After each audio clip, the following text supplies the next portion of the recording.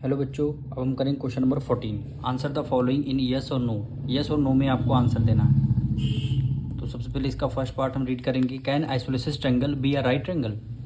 क्या एक right triangle वो आइसोलेसिस ट्रायंगल हो सकता है? तो सबसे पहले एक ट्रायंगल बनाएंगे। ये आपका ट्रायंगल है और एक एंगल आपका 90 डिग्री, यानी ये आपका ट्रायंगल है। क्या ये आपका राइट ट्रायंगल है? बिल्कुल। क्या ये आइसोलेसिस ट्रायंगल हो सकता है? बिल्कुल हो सकता है।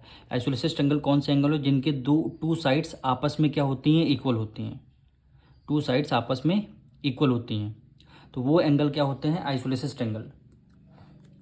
अगर ये एंगल आपका 90 डिग्री है तो ये एंगल क्या हो जाएगा? सपोज करिए 45 होगा और ये भी आपका 45 होगा। आइसोलेसिस ट्रायंगल में टू साइड्स इक्वल होती हैं और उन्हीं के सामने दोनों एंगल भी आपस में इक्वल होते हैं। तो ये 45 प्लस 45 90 हुआ और ये प्लस 90, तीनों का सम कितना आ रहा है? 180 आ रहा है। तो ये हमारी लाइन क्या करेक्ट है? बिल्कुल करेक्ट है। तो इसका आंसर क्या हो जाएगा? नो, यस हो जाएगा।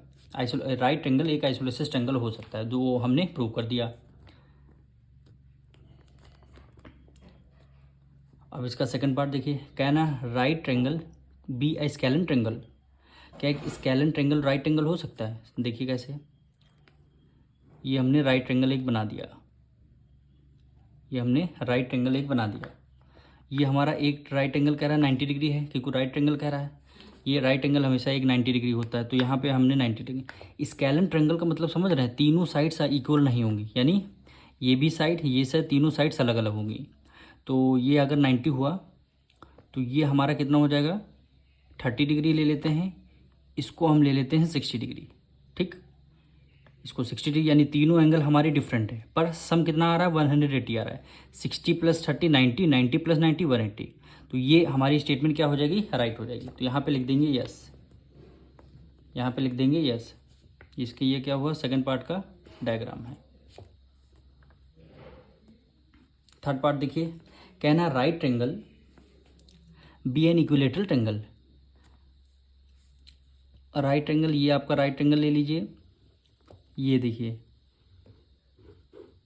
ये 90 डिग्री है और इक्विलेटरल ट्रायंगल का मतलब क्या होता है? सारे एंगल 90 डिग्री के होते हैं। यानी ये अगर 60 होगा तो सॉरी, ये 60 होगा, ये 60 होगा, ये भी 60 होगा, पर यहाँ पे 90 का कोई काम नहीं होगा। तो ये स्टेटमेंट क्या हो जाएगी? आपकी फॉल्स हो जाएगी। इसका मतलब क्या हो जाएगा? नो। क्योंकि हमारा इक्विलेटरल ट्रायंगल तो सारे एंगल 60 डिग्री के होते हैं। तो सारे एंगल जब 60 60 प्लस 60 60 180 हो जाएंगे, तो इसमें 90 राइट एंगल 90 डिग्री का कोई रोल नहीं होगा। तो इसलिए इसका आंसर क्या हो जाएगा? नो हो जाएगा। इसका हम करेंगे अब फोर्थ पार्ट। देखिए, can a obtuse triangle is an isosceles triangle? Isosceles triangle, obtuse triangle is an isosceles triangle. ये आपका आइसोलेसिस ट्रायंगल समझ लीजिए। आइसोलेसिस ट्रायंगल में टू साइड्स इक्वल होती हैं, तो ये वाली दोनों साइड हमने इक्वल ले लिया। दोनों साइड अगर हमने इक्वल ले लिया, और ऑब्ट्यूज एंगल, ऑब्ट्यूज एंगल होता क्या है? 90 डिग्री से जितने ज़्यादा एंगल होते हैं वो सारे एंगल क्या होते हैं? ऑब्ट्यूज एंगल होते हैं। 90 डिग्री के ज़्यादा एंगल जितने होंगे वो क्या होंगे? Obtuse angle. वो सारे क्या हो जाएंगे? Obtuse angle. ऑब्ट्यूज एंगल बोला है तो एक एंगल हमने ये वाला क्या ले लिया? हमने 100 डिग्री ले लिया। ये वाला एंगल हमने 100 डिग्री ले लिया। अब ये जब वाला एंगल 100 डिग्री और बोला है आइसोलेसिस रहेंगे, टू साइड्स इक्वल हैं। अगर इसको हमने 40 ले लिया तो ये क्या हो गया? हमारा 40 हो गया। तीनों का एंगल देखिए 180 आ रहा है। 100 प्लस 40 140 प्लस 40 180, तीनों एंगल का सम 180 आ रहा है। तो ये क्या होगा? एक आइसोलेसिस ट्रायंगल ऑब्ट्यूज एंगल हो सकता है। तो इसमें ये आंसर हो जाएगा यस। हमने देखिए डायग्राम भी बनाया, फर्स्ट पार्ट का, ये सेकंड पार्ट का, और थर्ड पार्ट का हमारा कोई डायग्राम नहीं होगा, इसलिए नहीं होगा क्योंकि इसका आंसर नो आया है। और फोर्थ पार्ट का ये डायग्राम। अब मिलेंगे नेक्स्ट वीडियो में।